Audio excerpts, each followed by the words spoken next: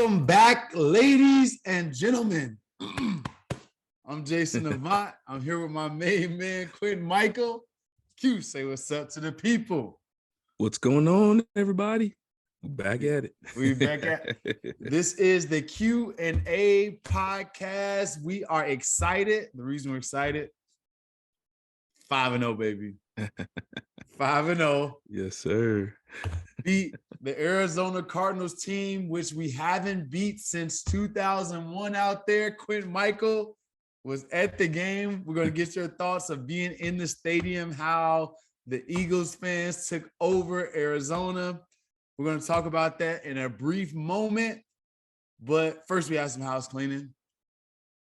Everyone that is tuning into our show, the Q&A podcast, thank you guys very much. Make sure that you continue to send your questions to insidethebirds@gmail.com. Again, insidethebirds@gmail.com. Make sure you follow us, Facebook, Instagram, Twitter, also YouTube channel Inside the Birds to get all of our shows. Also, great content. Inside the Birds podcast, also the pregame show, the postgame show. Check us all out on Inside the Birds platform. Also to Jeff and Adam and I can't remember everybody else. Tyler. Josh and was it Tyler? Tyler Strasser. Yeah.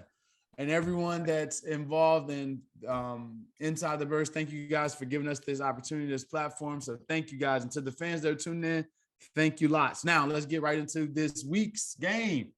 Q, you had the chance to go to Arizona. Tell me about the experience.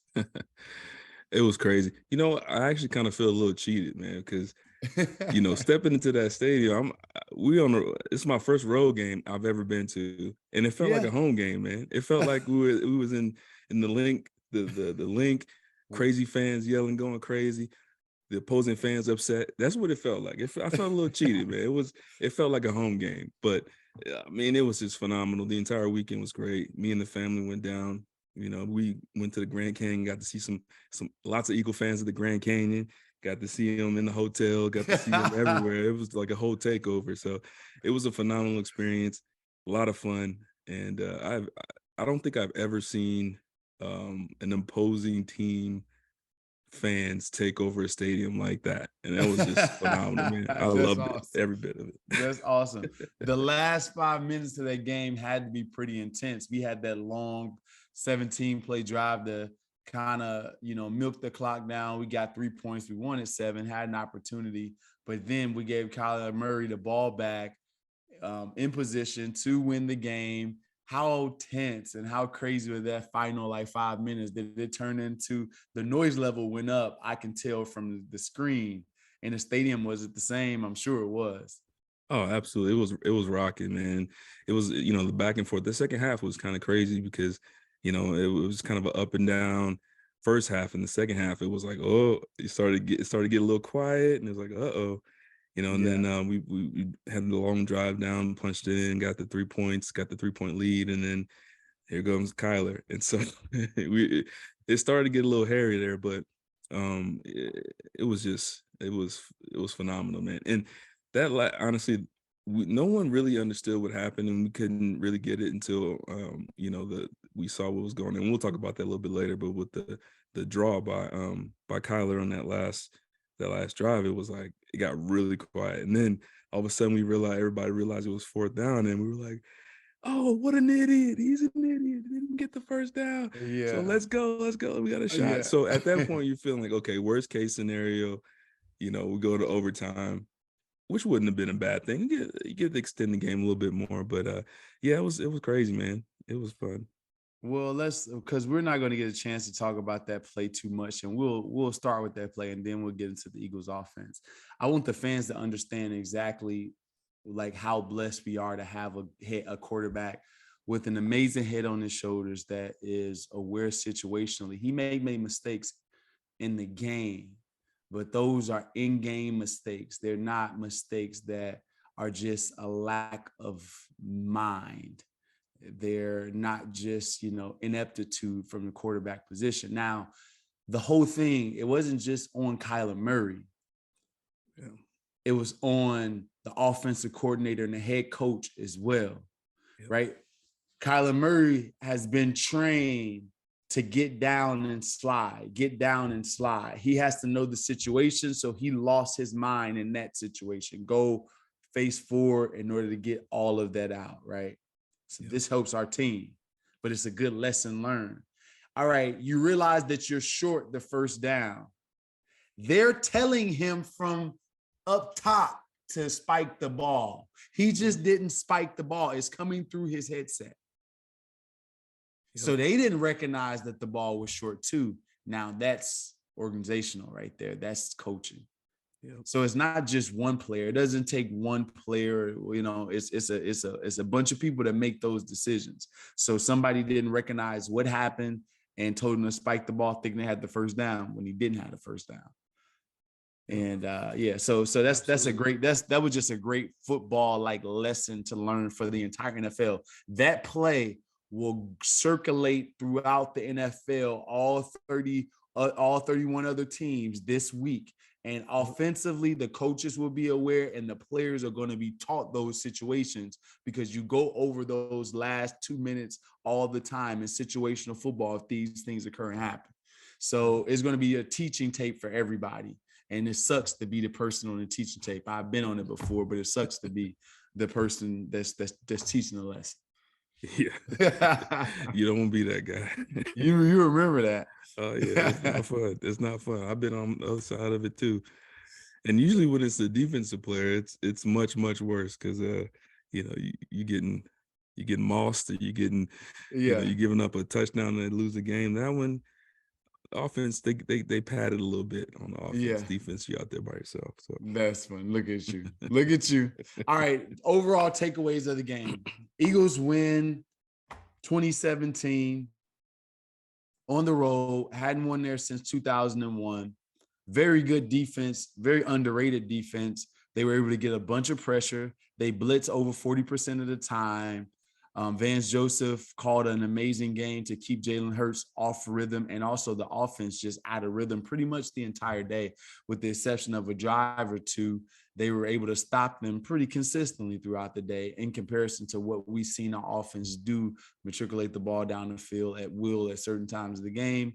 Even in the second quarter, we only had one touchdown. Usually we score a lot of points in the second quarter. That didn't happen this week. What's your overall takeaways of the game? Do you think that we were overhyped, or do you think this was a come down to earth game? Do you think, I'm asking you 17 questions, but what do you think because of all of this? Well, I think you hit the nail on the head. I think Vance Joseph is a phenomenal defensive coordinator. I don't think he gets enough credit for what he's been able to do in this league. And I think he had a good, very, very good game plan. With all the star power they have on that Eagles offense, to hold them to essentially, 20 points, you could argue 17, to hold that team to that, that, what is that? Is that a season low in points wise? In points, yeah. The Eagles have been scoring more points than that for sure. Yes. Yeah. So, and then, to hold this team, especially in the second half, the way that they did, is a testament to his play calling. And I do think it's a little bit of both. I mean, you're in hostile territory. I think that the Cardinals team, while their record doesn't indicate it, I think they're a better team than their record shows, especially defensively. And, as they say, styles kind of make matches. And when I looked at both of these teams, I feel like they're very, very similar. So it's almost like playing against yourself. So I think the game plans really on both sides of the ball were very, very similar. And sometimes you have that happen in these type of games. You know what? That's so funny is that I thought both teams realize. So this is what you can, for some reason, whatever the team's offense, like they bring out there, we saw how many screens the Arizona Cardinals were doing for, Rondale Moore, Benjamin, the running back. Everyone was getting the ball behind the line of scrimmage. And usually that's an indicator for an offense. Look at the opposing team's offense, and they usually have enough plays in their base game plan to defeat their own defense. Mm-hmm. Yep. So like I don't know if people ever consider that. Usually what the offense does is usually what is good against their own defense. So we've seen Dallas Goedert get a lot of screens, and there's a lot of balls thrown behind the line of scrimmage, and we were trying to get the ball on the edges because that's the solution to a hyper aggressive defense. So it just, that whole dichotomy there was kind of just, it was very interesting to see, like when you look back at it from like a coach's kind of perspective to see it. So but ultimately I think that I was disappointed in the team's performance. I was. The reason I was disappointed in the team's performance because I think we left, I want to say, 3 touchdowns out on the field. Yeah. At least, with plays that we have to be better at. We're doing good. We're moving the ball, penalty. We're doing good. We're moving the ball, drop pass. A.J. Brown, one right in the red zone where you're going to get an extra 10 yards to get us down even closer. Devontae Smith, that situation. Jalen Hurts throwing the ball to Quez Watkins instead of A.J. Brown, who was the one underneath that was open, right, on the goal line to seal the game, which would have been 7 instead of 3, which is a huge deal. Most of the time you lose that game, especially on the road. You give the opposing quarterback the ball back at the end of the game, down 3 points. That's like the best 2-minute drill scenario you can think of. Right? Yeah. It's not 4 points, not 5. Like they got to score a touchdown. Like, no, I just got to tie the game and extend the game. And if you extend the game on the road team still has the advantage. So I thought that offensively we didn't play up to par. I thought defensively you can't ask much more from a defense that holds an opponent to 17 points. I don't care what it looks like, how you shake it out. We didn't get the sacks that we've been getting the last couple of weeks, but anyway you shake it out, there's a lot of misplays on defense. 17 points is 17 points. You score 17 points as an offense, you lose. Our defense held them to that. We should win the game, and it shouldn't have been that close, them scoring 17 points. So thoroughly, I was disappointed in our offensive production that game. I was thoroughly disappointed with the game plan overall. Not just I like the screens, and I like adding that element to it. I just don't think that we put ourselves in position. They play off zone coverage with blitzing. Just freaking throw a stop route out there 12 times, okay? Like, it's not that hard. Like, what are we doing? It's not that they're not playing cover 2 that much. They're playing cover 3 and cover 4, some version of it. Just throw the ball out there toward the numbers to A.J. Brown and Devontae Smith all day until somebody stops it. It's not that hard, and we were making it way harder than what it was, and it was kind of irritating. Yeah. No, I'm with you there, and I was actually, I guess I would say, watching it live, it didn't feel the same way as what you're saying, but like going back and rewatching it, there's a lot of room for big plays. There's a lot of opportunities to take advantage of what they were doing, and I agree with you. It's some things are just a little bit irritating. Yeah. All right, but let's get into it.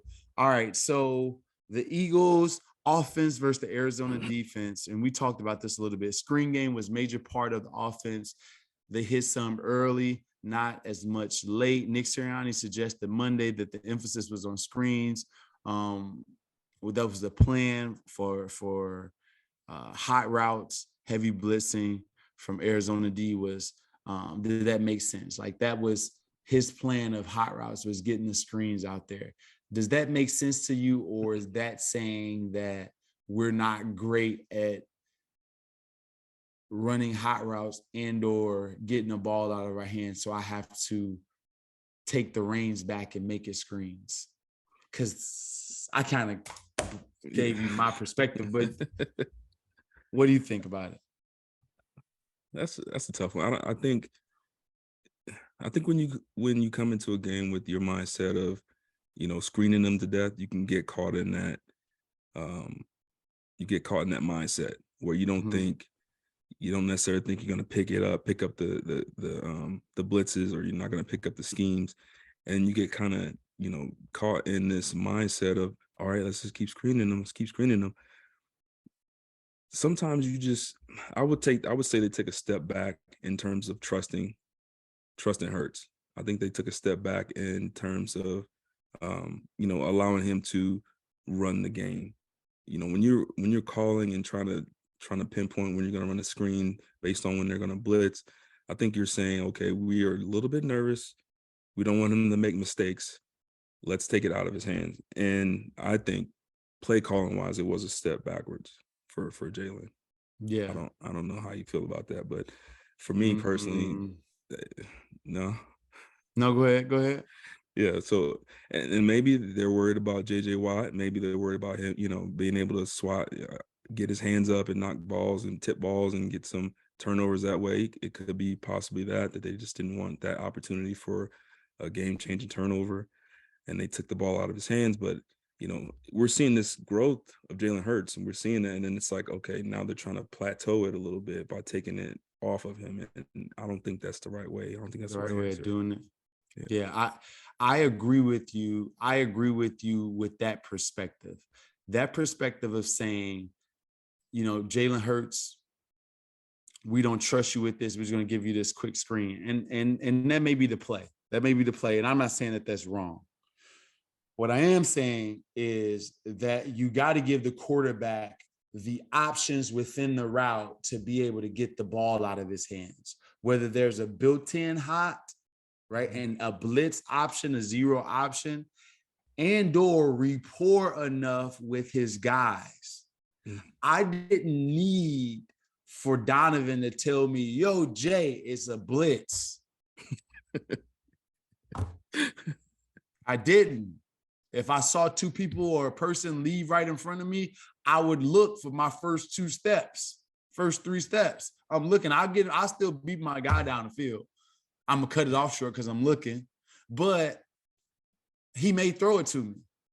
And then I've already discussed it with him prior to that. When I do look and it's outside leverage, look inside a little bit, like give it a little bit of slant feel. And then if you got to go vertical after that. Oh, he's out inside of me. Just go away from him and look. Like those were things that were kind of, you build a rapport within. And I don't think that these types of things are being taught. Yeah.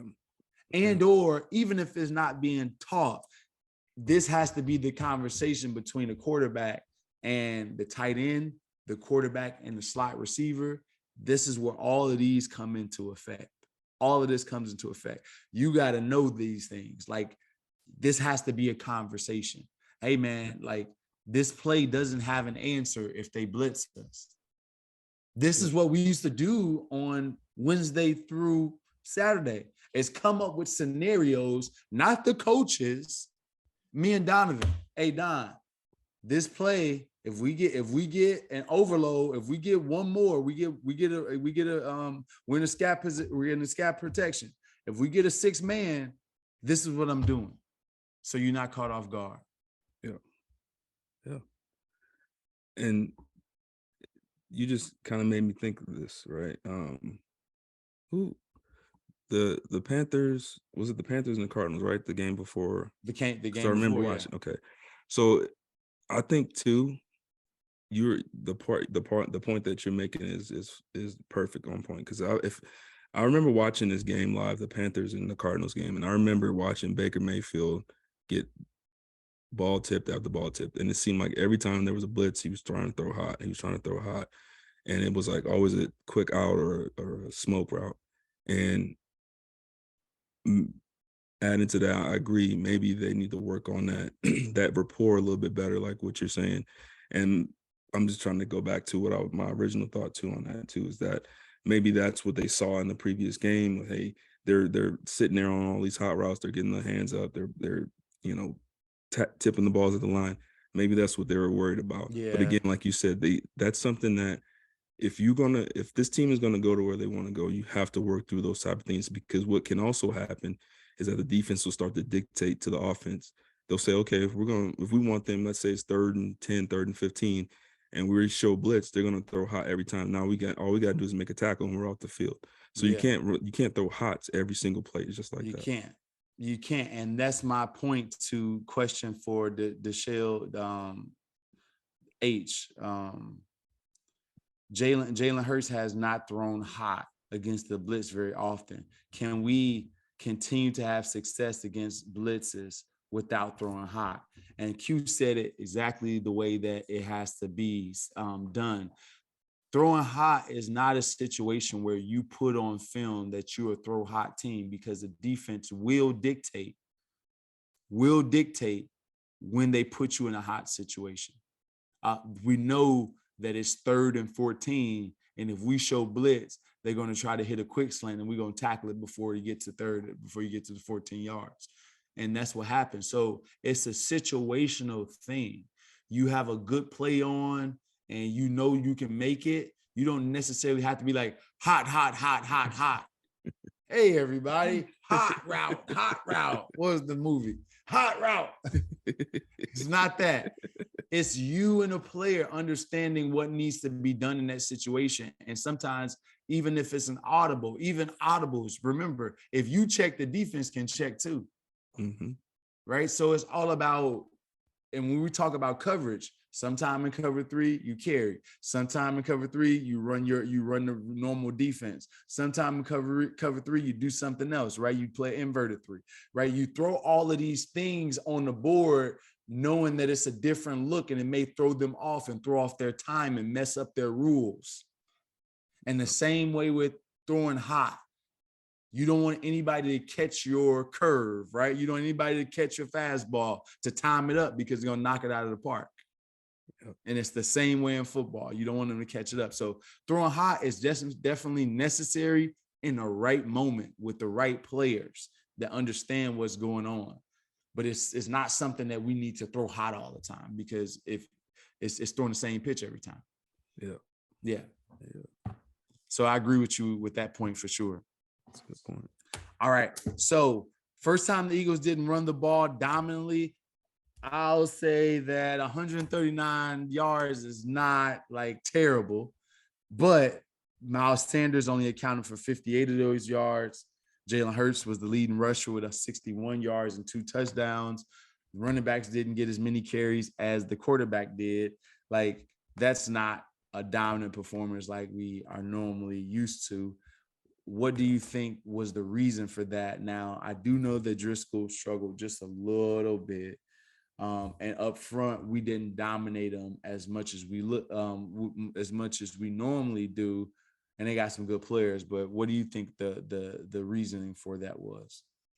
I think a couple injuries. Landon Dickerson going down for a little bit. Mm-hmm. Kelsey going down for a little bit. I think that played into it a little bit.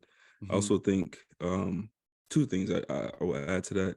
I think the screen game kind of took over for some of those runs. I think you look at the way some of those screens were, they're basically almost like a toss pass. Or I mean, not a toss pass, but like a toss. An extended, version. And the other part I'll add to that was, it wasn't. I don't think the run game was as effective as it has been, but I do believe that when they needed it and they went away from trying to chuck the ball all over the field and run screens, I think it came at the right time. I think the run game came back at the right time, especially the start of that second half. I think the run game was on point, but I do think the injuries, and I think the entire game plan, being surrounded around the screen game was kind of took away from the run game a little bit for me. Yeah. So we like to throw the ball, and I think that I thought we attempted. We didn't give up on a run. Yeah. This wasn't a game where we just gave up on a run. They were doing a good job of stopping the run and putting us in some third downs and some long third downs, right? So it wasn't a game where we just abandoned the run. We used it effectively. So I'm not mad at this performance. It wasn't a 200-yard performance, but these are some games that's going to be like this sometimes. You don't abandon it. You still allow your play action to be available to you because you're still running it and you're allowing yourself to be able to get behind the defense, right?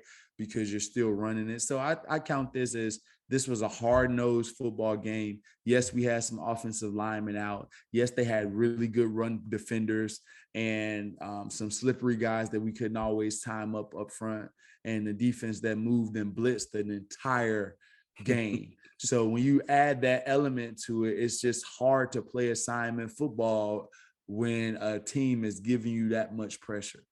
Yeah. Yeah. So I just accounted to a good defensive game plan by Vance Joseph. We didn't give up on it. We still ran the ball, thoroughly, pretty well. 137 is nothing to, it's nothing to, think less of. Yeah. Yeah. When it comes, a win is a win. No down the field throws for the offense. Cause concern. AJ Brown caught 3 passes.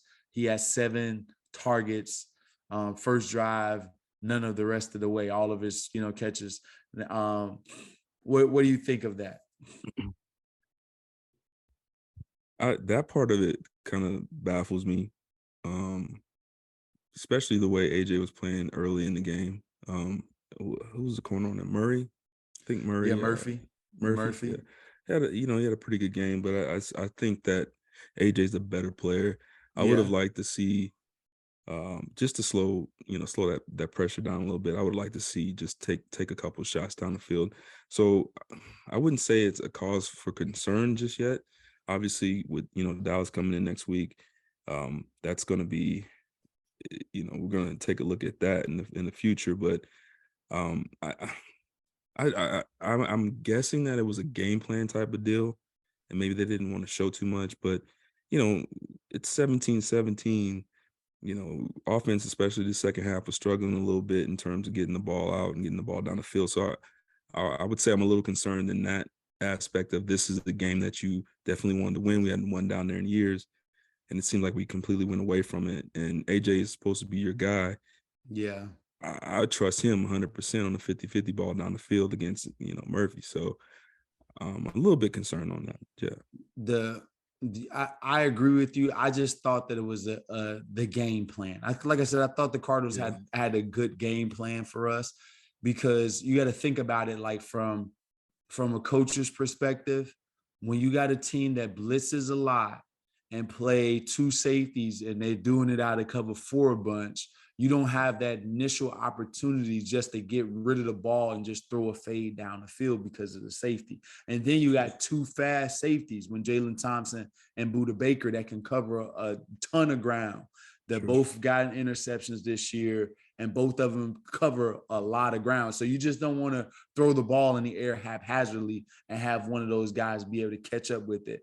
And when they were in cover 3, the corners were off 12 yards, right? Yeah. So it was one of those situations where they were saying, I'm not allowing your guys to get in front of us. And then the times that you have the opportunity, there's going to be pressure in your face. So you won't be able to step up into it without getting past one of our safeties. So when you look at the defensive game plan, it was executed properly. If we had been able to pick up a blitz, I'm sure we would have been able to get the ball down the field a lot more effectively than we did. But it was a good game plan. They were getting home on a lot of their blitzes. And when they were in compromising positions, the corners were 17 years off. And we were missing, we missed a few comeback routes. We dropped 1 or 2, like certain things like that occurred and happened. But you count it as a good defensive coordinator scheming us up, and we survived it by playing not our best game offensively. Yeah. I got you. Yeah. So, all right, let's talk about does the offensive line, are you concerned right now? We had, we talked about it briefly. We had a couple guys go down, come back into the game, but, we lost Malata for an extended period of time. I actually thought that Kelsey was going to be down for much longer than he was. It was good to see him come back out there. Are you concerned with these injuries in the O-line? Yes, our strongest group. Can we survive? This team has always figured out a way to manufacture with players out, especially offensive linemen. And you put it in the hands of arguably our best coach on offense, which is Jeff Stoutland. And he figures out a way to make backups play extremely well. They're really prepared to get into the game. They're not going to ask them to do more than they're capable of doing. They're going to play to their strengths. So if there's one group that can overcome some injuries, it's probably the offensive line, especially when you got Cam Jurgens and you got Suo Peta and Sayamalu and a lot of people that have played a ton of snaps. So when you consider that, I am concerned because there is a drop-off, but it would be a lot different if this were a receiver group and you lose two guys, right? Or a person. That's a totally different dynamic now, right? Or if it was the defensive back group and you lose one of your starters, right? That's a totally different ball game. This group is so deep that it really can be overcome. Will it be overcome and we play the same? No, but it's not going to be enough that costs us a football game. Okay. I like that answer. Yeah. Yeah. So that's where I am with that. All All right. Come on out to Launch Trampoline Park in Deptford, New Jersey. I'm there every weekday for the most part. And come out, check your boy out. We're doing laser tag and rock wall and dodgeball and basketball, slam ball basketball. We're doing it all there. Ninja Warrior course, birthday parties, pizza, corporate events, whatever you have, full arcade. We do it at Launch Trampoline Park in Deptford, New Jersey. Make sure you're checking us out. Come have a birthday party with us. Come out to Open Jump. Come out on the 29th of this month. We're throwing a Halloween bash. Like whatever it is, make sure that you're checking us out. Launch Trampoline Park in Deptford, New Jersey. I'll definitely beat up your kid for you if he's causing any trouble. And dodgeball, you gotta give me permission though. Topic 2Q is all yours, my man. All right. The Eagles defense versus Arizona offense. So watching that game, do you think that the old school, the last year, Jonathan Gannon resurfaced in that game? What did you think in that second half? You talking about on those long drives where we were just sitting back there and letting Kyler Murray do his thing. I don't think that the old Jonathan Gannon is gone. Like, I've never thought that. I think that he's playing with better players, and better players will make you look better. Mm-hmm. And I'm not saying that we haven't blitzed a little bit more, but it's not in his nature to just go out there and Vance Joseph 40% of the time blitz you. That's just not who he is.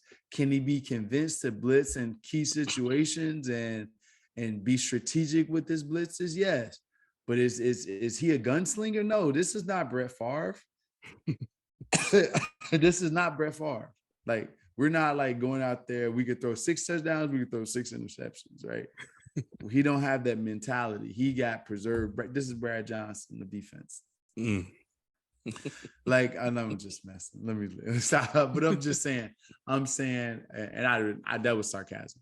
But I'm saying that his style of defense hasn't gone anywhere. The players have made it better. Now he can do more, but that mentality isn't going anywhere. So you may see this a few more times because players make plays, and then we win the game when we hold them.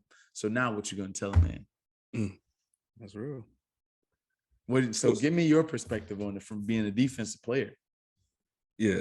So this is for me, defensively, this would be a tough game to call as a defensive coordinator. I don't think that Gannon did himself any favors, and I'll talk about that in a second. But watching Kyler Murray live, that dude he's the truth, man. Like, he is phenomenal. The speed, the athleticism, the intelligence. He actually is an intelligent quarterback. I was watching a lot of his reads. He's intelligent. His arm strength is there. Like, he's got the complete package. And some could argue that his size makes it even more difficult to get him on the ground. So it's tough. You don't want to blitz him too much. He'll get out of the pocket and cause trouble. You don't want to sit down and play, coverage all day because he'll find the holes, which they started to do in some of those zones. And so it's a very tough, for me, it's a very tough game to call. Now, the part that really started to bug me about the way Gannon called this game, I'm sitting there watching him, and he's trying to match personnels with what the Cardinals are doing. And they're running guys on left and right. Every time it was like 3 defensive linemen on, 2 safeties coming off. And it's just like back and forth. And part of that is part of the game. You have to match personnel and get the right guys in to match what the Cardinals were doing. But these guys had to be exhausted running back and on the field and off. You don't really get in the groove, especially the D-line. You don't really get in the groove if you're coming on the field for 1 or 2 plays, then you're jogging back out. And I understand, sometimes those guys get tired and you got to give them a break.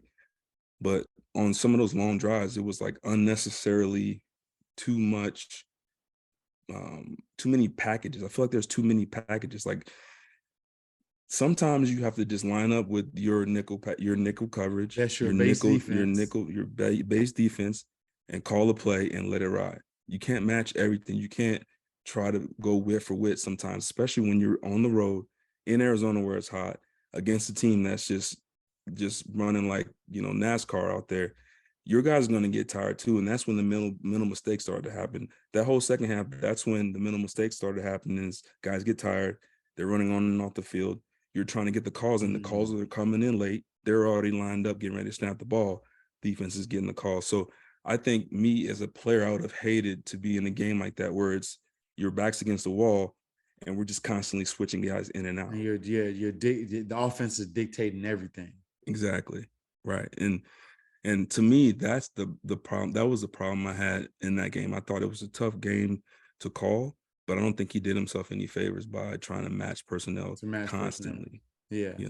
So and what Q and I agree with that. Like as a defense coordinator and or offensive coordinator, but especially a defense coordinator, the offense can throw out as many personnels as possible. They can go 2 tight ends.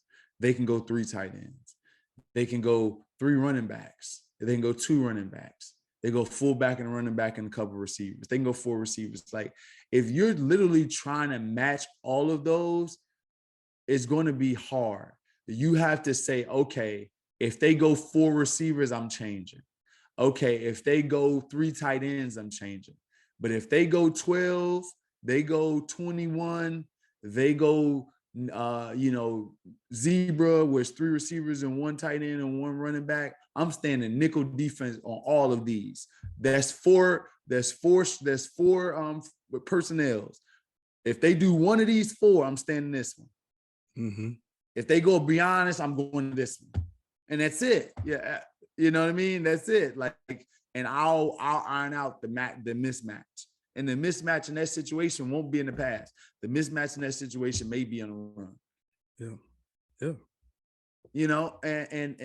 So you say, okay, most teams going to pass more, so I'm going to live with my mismatch in the run game. But I can always add a person to the line of scrimmage and even it out.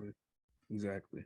Yeah. So that's the way you do it. So I agree with that, with that. And I didn't view it not. So you saying that brought a whole different perspective out of me not being there and you seeing it and looking at it, like, because you can't really see it on the game all the time, on the TV all the time. So, but being there and seeing that, them boys was tired, man. Like they were tired out there, especially the D line. I mean, they run off the field for a play, run back out there for a play, maybe 1 or 2 plays, and they're back out. So yeah, it was. I'm about to blow you out the water though. I got one disagreement with you. I think that Kyler Murray is a great athlete. The dude has jittery, twitchy movements that's like, he looked like a little, like you're trying to catch a little cat in the middle of the floor. Like it's like he stops, he stops his feet, boom. Like he stops his feet and start looking. He be running and stop. You be like, dude, what is this dude on Ritalin? Like, what is going on, right? It's bizarre, like a little squirrel out there. It's tough. Throws a very catchable pass. When he has time and protection, he's good. He's too up and down. And that up and down is him not knowing what the hell he's looking at, Q. And Yeah. I'm gonna show you a play. I'm gonna show you a play that kind of describes it. Can you see me right now? I can see you. Okay. All right, let's see if we can get Jeff from sleep, and we'll come back to it. We'll get the play that we're talking about with Kyler. All right. So here we go. I can share my screen now. All right. So this play is at, I believe, at 4:04. So let's go back here. And let's find it. Y'all be patient with me. All right. So let's go here. All right. So look at this play, Q. All right. Can you see this? Yep, I got you. Yep. You got this play? Yep. Look at this. What is this coverage? Automatically, but without knowing the coverage, it's either man or what coverage? Cover 3. It's either man or cover 3. What that tells you pre-snap, if you're looking at a cover 3 defense, is that all posts are dead. If there's a post in the play, that if the dude is running free, if I miss it, I miss it. Mm-hmm. But I'm not going to be sitting there thinking about a post from the pre-snap. Okay. And then so people that are listening, we're looking at the Cardinals. It's a 2-by-2 formation. You got Ertz on the right. Is that Ertz on the right? Yeah, that's Ertz in the slot. You got Hollywood Brown up top, right? And you have Rondale Moore. And they have 2 receiver personnel, 2 tight ends, and a running back. And the defense is in a cover 3 defense. And since there's a single safety in the middle of the field, you can't run a post into the single safety ever. So once you see cover 3 or cover 1 or whatever the single safety is, anything with a post concept on it is dead. So I automatically go to a different progression. Let's run this play. This dude runs out and throws a post right in the middle of the field. Who do we think is going to be there? To the shortest guy. This is not the only play like this, Q. Yeah. I promise you it's not. Yeah, you're right. I remember, yeah. This is not the only play like this. And the craziest thing is, let me stop it. There's a guy on a deep over here. If you throw this ball over here, that's where the ball is supposed to go. It's supposed to go to the deep over and cover 3. Good point. It don't supposed to go to the post. That was a double post with a deep over on the backside. So you run 2 across the field, hoping that the safety bites, but he didn't bite for it. That you did it with a tight end. He not respecting the tight end going on a deep cross, a crosser. Stop it. So yeah, that's one of those plays, Q, that I was like, this dude can't see nothing. And it goes along with the talk in the off season about him studying, because if you throw a post in the middle of the field, and the guy was back there like, give me that. You got me there. I got nothing there. That was a terrible read. But no, you're absolutely right there. And for people, listening, it's like a unwritten rule. It's like a you might get benched if you're not Kyler Murray, you'll get benched for the rest of the game if it's a cover 3 or a cover 1 and you throw it to the middle. You can probably answer this for me, right? The unwritten rule is if it's single high, you're throwing outside, right? Well, Just you're so looking outside first, right? yeah, so if it's single high, you want to look outside if you have stop routes, right? But you want to, if on that was a deep cross concept, right? So you had a double post, right? And you had a deep cross. Now I can see him throwing a post if the post, if the middle run through guy is a speed guy and he's taking him out. Yeah, But you put Hollywood Brown out there with a tight end, that's not going to work ever. Yeah. Right. So the post can be thrown in key situations. You got to have an extremely fast person back there, and you got to have speed at number 2 that's affecting the safety. But they got but that safety was 25 yards deep at one point. Like there ain't no way. Like when you line up right there, it's like, oh, this dude's playing too deep. I'm eliminating that. Let me get back to this deep cross. And you gotta know those things. Mm-hmm. Okay. Yeah. He threw that in practice all week, and that guy was going through eating up the safety. He's like, oh man, I'm gonna make this. And we got to the game, and Garner Johnson was 17 years back. That's how y'all used to do us on the scout team, man. Andy used to get mad. Andy used to get mad when the scout team used to make plays on the offense. With the touch the ball. Hey, don't get. Hey, so what Quintin is talking about is in practice, the offense goes against the scout team or the team, the backups, the practice squad. Yeah. And the defense goes against the offensive practice squad. And when you're in those drills, the offense is supposed to catch them, and the defense is supposed to win on their drills. That's how it's supposed to be. And they don't want collision. So a lot of times the coaches get mad when one of the practice squad guys is D'ing you up or touching the ball. So the coach is cussing out the dude that's trying to show that he got some skills. The first time, right, he may have some skills. But the third time, me and that dude gonna get into a fight.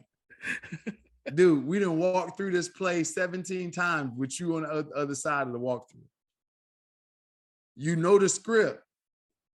3rd, 4, 5, and 6. 3, 4, 5, and 6. Jason getting the ball.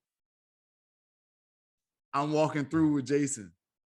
We get to practice. I beat him on the first period.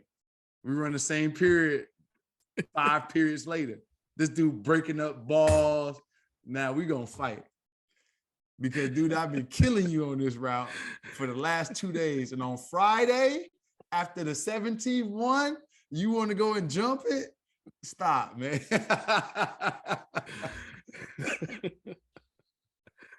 Oh, especially on Friday, too. That's like the feel-good day. Man, you ready for a punch. You ready for a Draymond Green and Jordan Poole. You ready for one of them. And at least I'm justified in that. That was just Draymond being a bully. But at least I would be justified. Dude, I done killed you on this all week. I done ate you up all week. And on Friday, when we supposed to have no mistakes and the coach gonna be yelling at me, worried about the game, and then you out here being Deion Sanders, stop. Oh, man. He used to be the best, man. Yeah. You know who used to do that to me all the time? Who's that? Jordan Poyer. Jordan Poyer. I used to be like, man, Jordan, I kill you on all of these plays, and then you want to beat your chest on the 3rd rep. I'm like, man, stop, man. Dang, Jordan Poyer. Oh, man. That's a name from the past. That's funny, boy. Yep. Jordan used to do that all the time. And I used to get kicked out of y'all drills when I was a rookie. It's our drill, Jerry. Yeah, man. Jim Johnson used to call me Jerry. He didn't even know my name. It's our drill, Jerry. What are you doing? Jim used to hate that, boy. Oh, man. And then you always have an answer for it. Well, they wouldn't run that route like that. This is how you should run it. And I'm like, no, this is what it says on. Yeah, this is what it says to do it. Yeah, straight up. I'm not running that paper. I'm trying to kill y'all and it look good. We're not colliding, but I'm gonna beat you bad enough where we don't collide. Oh, Yeah, the man, good DBs be times. so mad. Like, man, you add stuff to the route. I can remember Ellis Hobbs when I take my reps on, Oh my God. on scout team. He's like, Jason Avant want to come over here. Throw his helmet to the side, all this shaking. Oh man. Oh, Ellis. funny stuff, man. My God, Ellis. Yeah. All right. All right, let's get All back right, so to we it. got all check. All right. So all right, so we kind of covered that too much, a little too much coverage. Why were the Cards okay, so why were the Cardinals the first team to successfully throw against the Eagles matchup zone across the middle? One, you got a jitterbug quarterback, Mm-hmm. and the pass rush was not as effective as it has been the last 2 weeks. Remember, the first time we saw the actual matchup zone this year was against the Commanders, right? Or it working effectively, right? Where I saw Carson Wentz confused and so on and so forth. I didn't see that in the games prior to, or at least I didn't notice it all, right? I know that we did man up in situations versus the Vikings. There were some times where we did just man. There were some times where we were in zone, but there was definitely some plays we went man. And when I noticed it was mainly the Commanders game, and then we kind of carried it over. And in those games, we were able to generate a lot of pressure on the quarterback. The last 2 games, the Commanders and the Jaguars, all of those things have been put on film. It's the 3rd game. So as that goes on, teams are going to be able to adjust and adapt to you. So when they adjust and they adapt to you, how are we going to figure that out, right? And how are we going to adjust and adapt? And we got to realize that, okay, this defense we've been running for the last 3 weeks, we may need to tweak it or alter it a little bit. But yes, if you're not getting home with this defense, it's still a zone defense, matchup zone, blah, blah, blah, blah, blah, blah, zone. If you don't get home, there's going to be somebody open. Right. Yeah. And that's just the nature of the beast. Like, everybody knows if you don't get the pressure you need in time in the zone, you're going to have a man somewhere open in it. Yeah, that's tough. Yeah. And I think, game plan wise, I'm sure all week they said, we got to keep, that front forward, we got to keep him in the pocket, can't let him escape out of the pocket. And so the pressure isn't as pronounced as it was before because you got such a mobile quarterback. And then adding to that makes it even tougher for those linebackers. A lot of those in-breaking routes, a lot of those over-the-middle type passes that we're talking about were against linebackers because, they're not used to, covering receivers in space like that.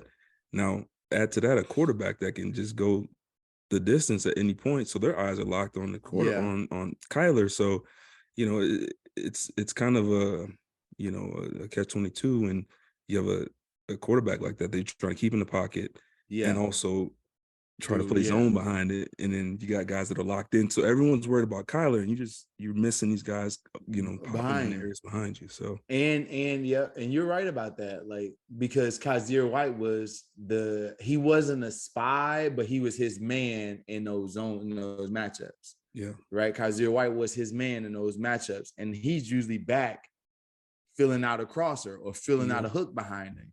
Absolutely. Right. So he's not. So you got one less man in coverage because it's Kyler Murray. And you like, oh, he's a jitterbug and I got to be ready to step up. So you stepped up another 2 yards. And that's a big difference in the zone. Oh, yeah. So, you're right about that. Completely right about it. Yes. All right. We kind of beat this one to death. Yeah. We can go into the questions. Which one you got? Yeah, let's get into the questions, man. Got some good ones this week. Oh, wait, let's talk about the Cowboys. Cowboys week coming up. What are your thoughts? Eagles 5-0, Cowboys 4-1. Dak's still hurt. Yeah. They kind of tell him like, I think we okay. Rest that thumb a little bit. Is that what they do to Q? That's how when you winning, Q, when you winning and the backup is playing, the injury gets extended.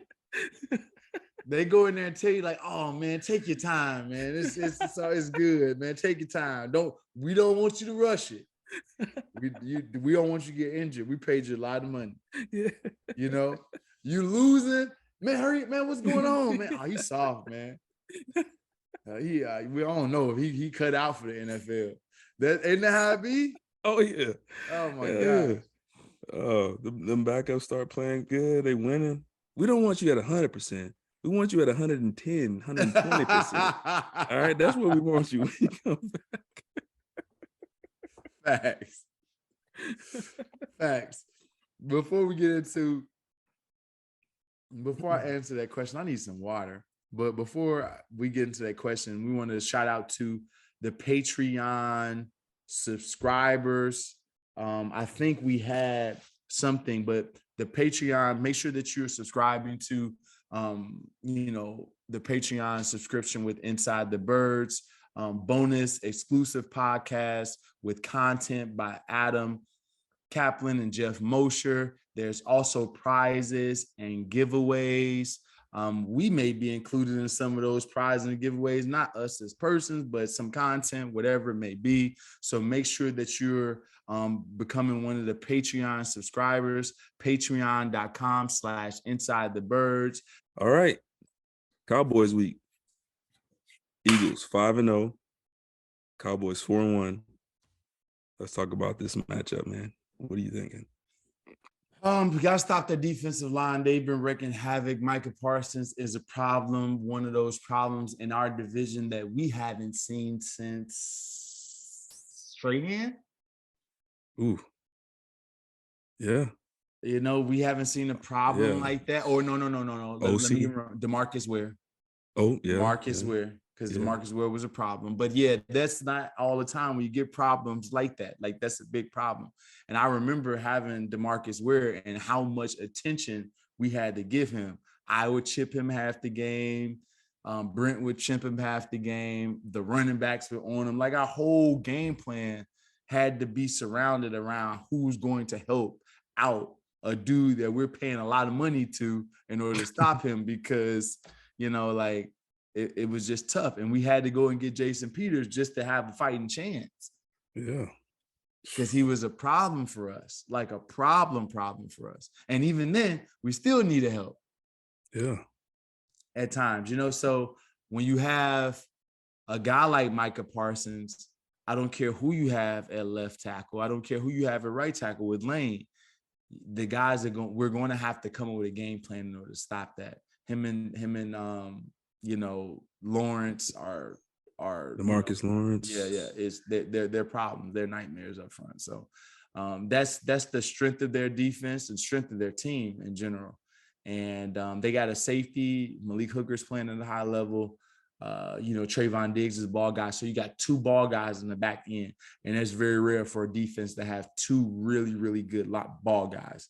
Where you got Trayvon Diggs, where you can't make a mistake short, or you can't put it in a situation where it's a one-on-one jump ball down the field. You're gonna lose that because he's a receiver that's been converted to DB. He looks like it in man coverage. He play receiver, because you can break him down in man coverage. But if you give him a one-on-one situation, he's close to the ball, he's gonna pick it. And the same way with Malik Hooker. Malik Hooker was a receiver coming out of high school, so those dudes can catch the ball at a high level. So I think that's the matchup, is our offense versus their defense. I think that we can stop their run, and I don't think that they have the same explosive weapons. Like when you had Amari Cooper that can get open on everything, and then you had CeeDee Lamb in a slot, that was something different. But you got Gallup and CeeDee Lamb. Gallup can run, but CeeDee Lamb is not a number one to me. So I think that I'm not trying to discredit them. I'm just saying that the game is going to be won with how well our offense does versus their defense. Yeah, I agree 100%. This team, it's funny seeing this team kind of metamorphosis from last year, where it was like, I would say the last couple of years where the offense was just lighting people up. Yeah. And the defense was the weak link. Now it's almost flipped. And, obviously Dak being hurt, you got Cooper Rush, who's playing at a high level. Zeke looks like he's starting to get some of his old younger self back. You got Tony Pollard, who can come in and score at any point. But I agree with you, he's not a number one. And you got Gallup and Noah Brown. The O-line is still kind of banged up a little bit. So I agree with you 100%. It's going to be how our offense deals with this defense and, keep them from taking over the game, keep them from getting turnovers and getting more possessions for that offense. Exactly. We got to be able to protect the football, and we got to go after the second guy. I think if you're throwing one-on-one matchups, Trayvon Diggs can't guard Devontae Smith and he can't guard A.J. Brown. It's just that you got to understand when you're throwing those 50-50 balls, who you're throwing them at. Yeah. And I'm not saying that you're scared of him, because you can piece him up, because he goes for every move at the line of scrimmage. He goes for every move at the line of scrimmage, and he jumps routes, right? Yeah. But so you gotta be able to know who it is that you're playing against and know when to take the shot that we're on him. You're not scared of him at all. It's just that you just don't put it up 50-50.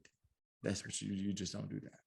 Let me ask you, I don't want to get off too much, but let me ask you a question about him as a cornerback. It seems like a lot of his interceptions come versus stop routes, come versus any type of intermediate route, like a dig, or it comes against a comeback or some kind of route. Like, I don't see a whole, I mean, they do happen, but it seems like he's very, very dangerous versus any type of route that's a stop route or coming back towards the quarterback. To me, is when he's in phase. Okay. To me, is when he's in phase. And now he gets out of phase very easily. Yes, he will sit on the route, but if he's in phase with you, he has a chance to pick it. And yes, his first year in the league, I remember, because I was coaching with the Eagles, and I've never seen anybody get beat like that in my life. And still is playing. Like, literally, he was getting the doors blown off of him. Like he was getting beat bad. But he was open to the public. That's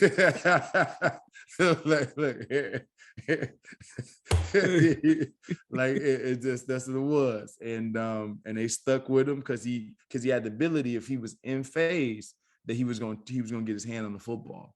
And he honed in his technique a little bit, understood when he got chances and when he couldn't take chances. He's a guy that's very, very adept at knowing what the situation is. Don't sit around there and it be 3rd and 7 and you trying to throw at the sticks with him. Mm-hmm.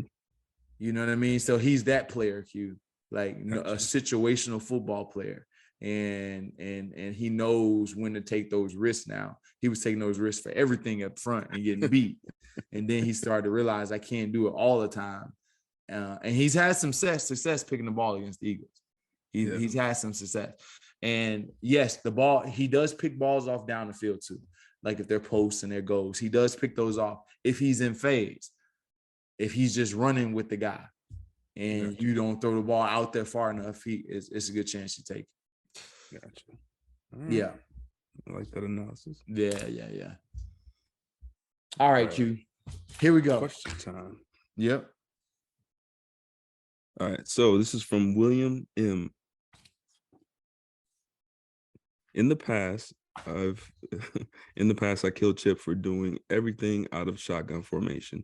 Years later, it seems like all of our plays, run or pass, are out of shotgun. Was Chip right after all? Is it harder for a defense when you run from the shotgun? I'll let you take that one first. William, I'm going to smack you when I see you, William. I'm just joking. But if you ever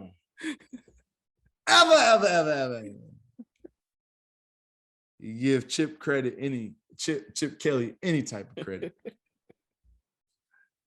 the reason that the players were frustrated with Chip Kelly is that he didn't play his best players. He wanted to play the guys that he had from Oregon, and guys that didn't deserve to be in the NFL played in his tenure. Also, we would run the same play 6, 7, 8 times a game, sometimes 3, 4 times in a row. It wasn't that it was out of shotgun. It was just that it was the same play the entire game. right? You would go into a game plan with 3 runs. That's why we were mad at Chip Kelly. It's not the shotgun. Now, with a guy like Jalen Hurts, you out of the shotgun can actually read option him off the end. And if you have run pass options as a complement and not as a main dish, you will have some success. It's a complement. It's complementary football. It's not the entire dish. That was Chip Kelly. It was all smoke and mirrors. He was running a dessert offense as a main course, and it wasn't. Okay, so that's the difference. So yes, read option and a shotgun is effective because you can hold the backside end down with the quarterback's action. So that means you don't have to block a person and you gain an extra blocker. So there's definitely some positives to that, but it doesn't work unless you're running other complementary plays off of it and running a base offense. That's it. I like it. Yeah. So yeah. So let me ask you the second question. I guess for me, I wasn't here with Chip. Yeah. So, but is it harder for me personally? If the second part is it harder for a defense when they run shotgun? I don't think it's harder. I think a team that predominantly runs out of the shotgun, it would be the same study and tape as if they were under the center. A team that could do both and do both well, I think that would be more difficult because now your keys aren't the same. But a team that's predominantly out of the shotgun, you learn during the week what to read as your keys. It can be difficult depending on the coverage, especially if you're in man coverage. If I'm in man coverage against a tight end, versus a shotgun with a zone read, and I got an arc release, which is a tight end basically arcing like he's coming up to block me potentially and then running down the field, then that could be a problem. But I don't think it's necessarily harder, especially if they're 90%, 99% out of the shotgun. It just changes up your read. So yeah, I don't think it's one big deal one way or the other. You know what I think is really hard? What's that? And I don't know why coaches don't run it as much, but pistol out of 12 personnel. Oh, yeah. Where they can go any direction. Yeah. Where it's like, to me, that's tough. You know who used to run that? The Niners, when they had Harbaugh and they had how am I blanking right now? Which running back was that? The quarterback. Alex Smith. No. Kaepernick? Kaepernick, I'm sorry. Yeah.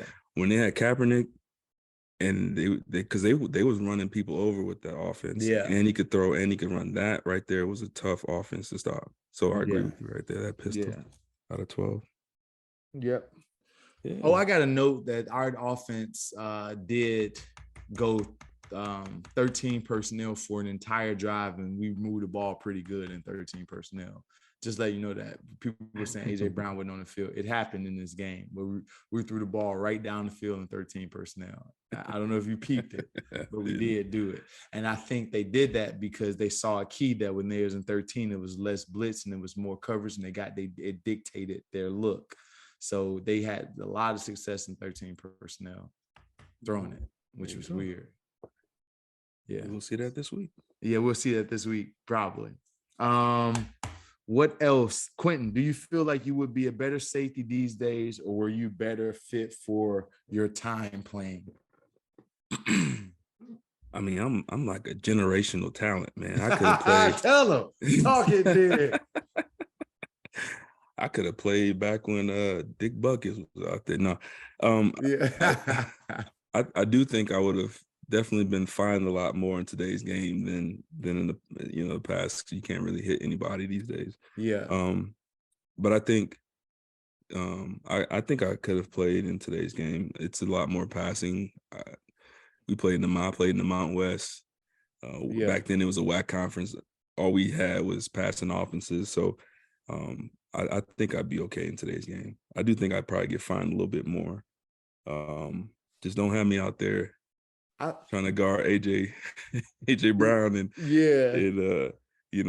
Devontae Adams out there.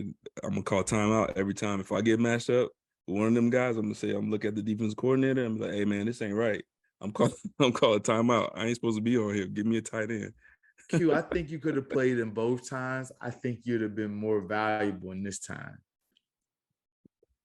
Thank you, man. No, I think that in this time, the way that you play and the versatility you had with range and stuff like that, I think that it would have been very valuable. It'd been much more valuable because it was like our generation was the safety, the big old diesel safety that was coming down and smacking people. It was a million of them dudes, right, all across the league. You know what I mean? So I don't know if they valued a guy that can move as well back in those days. I will add to that though. Jeremy Shockey was kind of like the first of the new hybrid type tight ends, and I played against him a little bit. He was obviously guys are a lot more skilled now. But he was kind of like that first guy that was like a big threat that could move, and so I held my own against him a little bit. Check it out. Watch my tape. All right, we got one more. This one's for you. Oh, okay.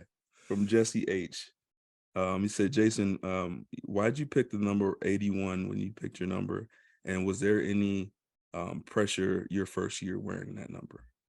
Okay, so I like to get on the jug machines a bunch. Like I like to catch passes.